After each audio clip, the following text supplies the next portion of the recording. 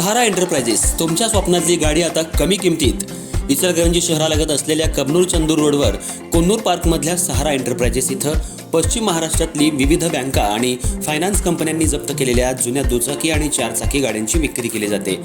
Showroom किमतीपेक्षा 25 ते 50% कमी दरात, उत्तम स्थितीत आणि संपूर्ण कागदपत्रांसह त्वरित डिलिव्हरी.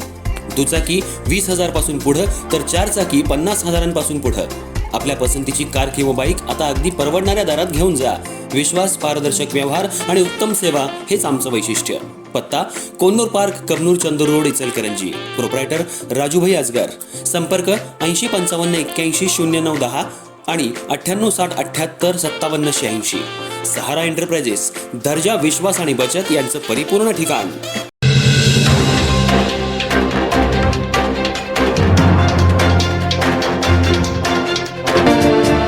महाराष्ट्र कामगार सेना प्रणित महाराष्ट्र बांधकाम कामगार सेनेच्या वतीनं इचलकरंजीतल्या सहाय्यक कामगार आयुक्त कार्यालयावर भव्य मोर्चा काढण्यात आला.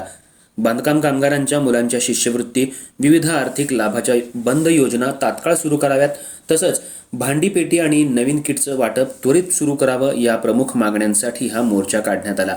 शाहू पुतळा ते सहाय्यक कामगार आयुक्त कार्यालय असा मोर्चा काढून निवेदन सादर करण्यात आलं. इचलकरंजी शहरात महाराष्ट्र कामगार सेना प्रणित महाराष्ट्र बांधकाम कामगार सेनेच्या नेतृत्वाखाली बांधकाम कामगारांचा भव्य मोर्चा काढण्यात आला. शाहू पुतळा इथून सुरू झालेला हा मोर्चा राजाराम स्टेडियम परिसरातील सहाय्यक कामगार आयुक्त कार्यालयावर धडकला.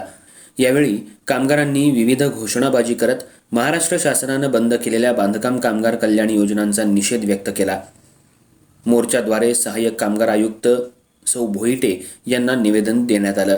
निवेदनात बांधकाम कामगारांच्या मुलांसाठीची शिष्यवृत्ती, इंजिनिअरिंग आणि वैद्यकीय शिक्षणासाठीचे आर्थिक अनुदान, कामगारांच्या वारसांना मिळणारी मदत, स्वतःच्या लग्नासाठीचं अनुदान, प्रसूती लाभ, नावातील दुरुस्तीची प्रक्रिया, भांडीपेटी आणि नवीन किटचं वाटप यासह बंद पडलेल्या सर्व योजना तातडीनं सुरू करण्याची मागणी करण्यात आली. तसंच बांधकाम कामगारांच्या निधीतील हजारो कोटी रुपयांचा विनियोग कामगारांच्या हितासाठी करण्यात यावा अशीही मागणी करण्यात आली. निवेदन स्वीकारल्यानंतर सहाय्यक कामगार आयुक्त सौ भोईटे यांनी मोर्चाच्या शिष्टमंडळाशी चर्चा केली.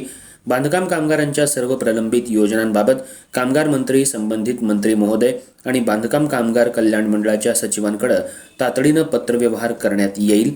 पुढील 8 ते 15 दिवसात बंद पडलेल्या योजना पुन्हा सुरू करण्यासाठी आवश्यक पाठपुरावा केला जाईल.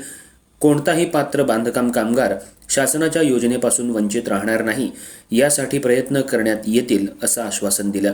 मोर्चात महाराष्ट्र बांधकाम कामगार सेनेचे संस्थापक अध्यक्ष राजेंद्र निकम, जिल्हाध्यक्ष किप्पण्णा हलगेकर, जिल्हा उपाध्यक्ष इम्तियाज शेख, तालुकाध्यक्ष शशिकांत कांबळे, तालुका उपाध्यक्ष फिरोज शेख, अल्ताफ मुजावर, चंद्रकांत शिंदे, झहीर मोमीन, कुबेर सावंत, राजेश मोरे, राजू जिपटे, सुनील परीट, सलीम खानापुरे, यशवंत आवळे यांच्यासह महिला आघाडीच्या बेगम नदाफ, सलमा शेख, छाया तोडकर, शाहीन खानापुरे, सुवर्णा शिंदे, सुमित्रा टोणे, प्रियांका पाटील, विजय टोणे यांच्यासह मोठ्या संख्येनं बांधकाम कामगार आणि पदाधिकारी सहभागी झाले होते.